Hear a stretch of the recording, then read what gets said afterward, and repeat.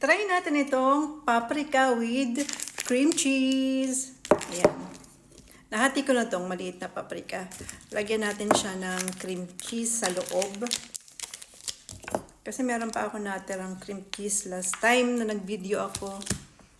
Ganyan lang. Lagyan lang natin siya dito sa loob. Hindi marami yung buto niya. Ganyan lang. Hindi ito maanghang na paprika na to. Mukha lang siyang maanghang kasi pula. Pero ano siya, medyo matamis ng konti. So, ayan. Cheers!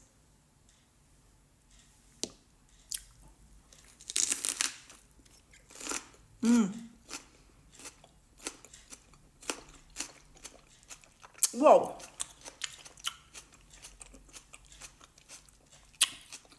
Sarap!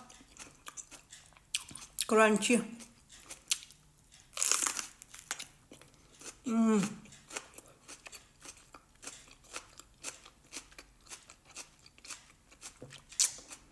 Bago na bago yung nasa.